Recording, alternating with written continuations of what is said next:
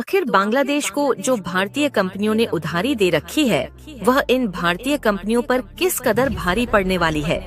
इसका अंदाजा भारतीय कंपनियों को बिल्कुल भी नहीं था। और अब तो आलम यह है कि बांग्लादेश की हरकतें एक बार फिर से आसमान पर पहुंचना शुरू हो चुकी है,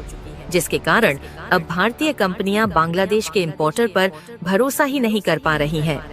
और इसके नतीजतन बांग्लादेश में भारत का एक्सपोर्ट काफी तेजी के साथ गिरता चला जा रहा है।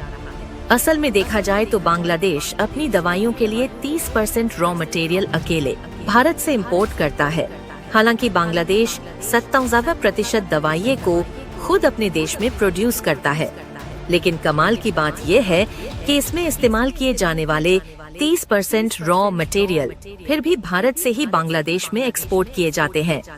लेकिन इसी बीच एक चौंकाने वाली खबर सामने निकल कर आ रही है कि बांग्लादेशी इंपोर्टर ने कुछ दिनों पहले भारत से दवाइयों के कंसाइनमेंट जो उधारी पर उठाए थे, उन इंपोर्टर्स का अब कोई अता पता नहीं है, जिससे भारत से भेजी गई इन दवाइयों के कंसाइनमेंट का पेमेंट पूरी तरह से अटक चुका है। यही नहीं, इसके अलावा एक इंटरेस्टिंग खबर यह भी निकल कर आ रही है कि महाराष्ट्र के नासिक से भेजी गई प्याज से लदी 400 से अधिक ट्रक भारत बांग्लादेश के बॉर्डर पर फंसी हुई है। पूरी अपडेट क्या है इस वीडियो में समझते हैं, लेकिन आगे बढ़ने से पहले इस वीडियो को एक लाइक करके चैनल को सब्सक्राइब जरूर कर लीजिए, क्योंकि यह आपके लिए तो 1 सेकंड का काम है, लेकिन इससे हमारी काफी बड़ी मदद होती है। असल में बांग्लादेश में हुए तख्ता पलट के बाद वहां हुई राजनैतिक उथल पुथल के बीच भारतीय दवा एक्सपोर्टर और चिकित्सा पर्यटन कंपनियों के लिए अनेकों बाधाएं खड़ी हो गई हैं। और इन्हीं सब के बीच भारतीय फार्मा एक्सपोर्टर कंपनियों ने इस बात की शिकायत की है कि इनके द्वारा बांग्लादेश में भेजे गए कंसाइनमेंट कहीं गायब कर दिए गए हैं, और ज्यादातर बांग्लादेशी फार्मा इंपोर्टर जिन्होंने भारत से दवाओं के कंसाइनमेंट का इंपोर्ट किया है, वह फोन कॉल तक रिसीव नहीं कर रहे हैं, और जिनके द्वारा फोन कॉल रिसीव किया भी जा रहा है, उनके द्वारा भारत को पेमेंट देने से साफ इनकार कर दिया गया है। और बांग्लादेशी इंपोर्टर द्वारा हर एक सेक्टर में इसी तरह उधारी पर सामान को लेकर सीधे मुंह बात न करना और पैसा मांगने पर सीधा मना करना भारत के लिए भी सोचने वाली बात है कि जिस बांग्लादेश की भारत हमेशा से मदद करता आया है, उसका बर्ताव भारत के प्रति इस तरीके से देखने को मिल रहा है, क्योंकि बांग्लादेश की प्राइवेट कंपनियों से लेकर सरकारी कंपनियां तक एक ओर तो भारत से उधार लेकर बैठ गई है, और वहीं दूसरी तरफ बांग्लादेश की अंतरिम सरकार मोहम्मद यूनुस भारत को आंखें दिखा रहे हैं और भारत के साथ अपने रिलेशन को तोड़ने पर तुले हुए हैं। और बांग्लादेश किस तरीके से भारत के खिलाफ अपने फैसले ले रहा है, इसका अंदाजा इसी बात से लगाया जा सकता है कि कुछ दिनों पहले उनकी इस्लामिस्ट पार्टी की तरफ से पश्चिम बंगाल की सीएम ममता बनर्जी को धमकी दी गई कि वह अपने आप को मोदी शासन से अलग कर ले।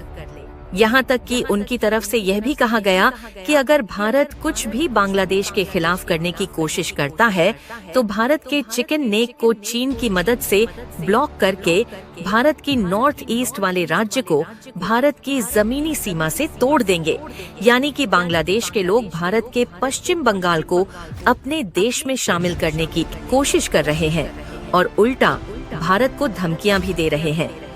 यही नहीं, बल्कि बांग्लादेश भारत का पड़ोसी देश होते हुए भी भारत के खिलाफ किस तरीके का फैसले लेने पर उतारू हो चुका है, इसका अंदाजा इस खबर को देखकर लगा सकते हैं, जिसमें साफ साफ बताया जा रहा है कि बांग्लादेश पाकिस्तान के साथ मिलकर न्यूक्लियर वेपन्स बनाने जा रहा है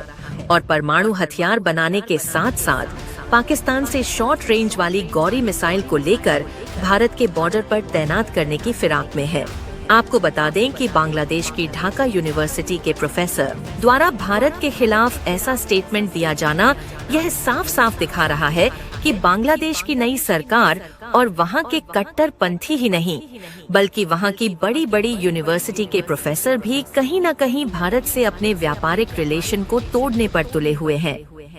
लेकिन एक तरफ भारत से दुश्मनी बढ़ा रहे हैं और दूसरी तरफ पाकिस्तान और चीन के सामने दोस्ती का हाथ भी बढ़ाकर अपनी ट्रेड को धीरे धीरे पाकिस्तान और चीन में शिफ्ट कर रहे हैं। यानी कि यह बात जाहिर है कि मोहम्मद यूनुस भले ही बीच बीच में यह कह रहे हैं कि वह भारत के साथ ट्रेड रिलेशन बढ़ाना चाहते हैं, लेकिन उनकी तरफ से ऐसा बिल्कुल भी दिखाई नहीं दे रहा है। लेकिन जब बांग्लादेश की भारत पर डिपेंडेंसी की बात आती है तो उनकी लगभग पूरी तरह से निर्भरता भारत पर ही देखने को मिलती है, चाहे वह सामानों के इंपोर्ट और एक्सपोर्ट के मामले में हो या फिर आर्थिक मदद की। और हमने आपको बताया कि फार्मा इंडस्ट्री में किस तरीके से बांग्लादेश भारत पर डिपेंडेंट है, क्योंकि भले ही बांग्लादेश में 97% दवाओं का प्रोडक्शन वहाँ की कंपनियां खुद करती हैं, लेकिन उसका जो रॉ मटेरियल है उसमें से 30% भारत के द्वारा ही एक्सपोर्ट किया जाता है। और अगर भारत के द्वारा यही एक्सपोर्ट पहले ही बंद कर दिया गया होता तो बांग्लादेश की फार्मा इंडस्ट्री पहले ही बर्बाद हो चुकी होती। लेकिन अब कहीं न कहीं बांग्लादेश के साथ वही हो रहा है और बांग्लादेश ने खुद मिट्टी में मिलने की तैयारी शुरू कर दी है। आपको बता दें कि अगर कीमत की बात की जाए तो भारत हर साल लगभग $50 मिलियन के फार्मास्यूटिकल प्रोडक्ट्स अकेले बांग्लादेश में एक्सपोर्ट करता है। Pharmaceuticals export promotion council of India का कहना है कि इसी की वजह से भारतीय एक्सपोर्टर बांग्लादेश में दवाओं के रॉ मटेरियल्स को एक्सपोर्ट करने से बच रहे हैं। लेकिन इससे बांग्लादेश का तो जो नुकसान हो रहा है वह हो ही रहा है, बल्कि इससे भारत का भी काफी ज्यादा नुकसान हो रहा है। हालांकि भले ही बांग्लादेशी इम्पोर्टर भारत से उधार लेकर गायब हो चुके हैं, लेकिन इसके लिए सीधे तौर पर उन्हें ब्लेम नहीं किया जा सकता, क्योंकि बांग्लादेश के हालात जिस तरीके से चल रहे हैं इसको देखकर तो यही लगता है कि बांग्लादेश के बिजनेसमैन बकाया पैसों को चुकाने की हालत में तो बिल्कुल ही नहीं है। और इसका असर भारत के मेडिकल टूरिज्म पर भी पड़ा है, क्योंकि जिन बांग्लादेशी लोगों ने भारत में सर्जरी प्लान किया था उनके भी प्लान पूरी तरह से बदलते हुए देखे जा रहे हैं। और पिछले साल की बात करें तो लगभग 45 लाख लोग केवल भारत में इलाज करवाने के लिए आए थे। और एक समय था जब भारत दवाओं में इस्तेमाल होने वाले रॉ मटेरियल के लिए इम्पोर्टर के रूप में जाना जाता था। लेकिन चीन ने भारत को छेड़ा और भारत आज फिनिश दवाओं के साथ साथ इनके रॉ मटेरियल्स को सप्लाई करने के मामले में भी ऊंचाइयों पर खड़ा हो चुका है। आज के समय में भारत के फार्मा मैन्युफैक्चरिंग इंडस्ट्री की वैल्यू $65 बिलियन के करीब है, जबकि आने वाले मात्र 5 सालों में यानी कि साल 2030 तक इसे $130 बिलियन तक पहुंचने का अनुमान लगाया गया है। वैसे देखा जाए तो भारत हर साल लगभग $28 बिलियन के फार्मा प्रोडक्ट को दुनिया के लगभग सभी देशों में एक्सपोर्ट करता है, और ऐसे में भी बांग्लादेश का एक बहुत ही छोटा शेयर है। बांग्लादेश इस सेक्टर में भारत से दूर भी चला जाता है, तो इससे भारत पर काफी बड़ा प्रभाव नहीं पड़ेगा। इसके अलावा एक और इंटरेस्टिंग खबर ये है कि लगभग 400 ट्रक जो कि प्याज से भरे हुए हैं, यह बांग्लादेश और भारत के बॉर्डर पर अटके हुए हैं। और इसका कारण बताया जा रहा है कि सरकार ने मिनिमम एक्सपोर्ट प्राइस हटा दिया, लेकिन एक्सपोर्ट बैन को नहीं हटाया। फिलहाल बांग्लादेश को ठिकाने लगाने के लिए यह जानबूझकर किया गया है या फिर कुछ और कारण है, इस बारे में जानकारी नहीं है। फिलहाल आपको क्या लगता है कि बांग्लादेशी इम्पोर्टर ने जिस तरीके से भारतीय कंपनीज को धोखा दिया है, इससे बांग्लादेश पर दोबारा विश्वास किया जा सकता है या नहीं? अपनी राय कमेंट में जरूर बताएं।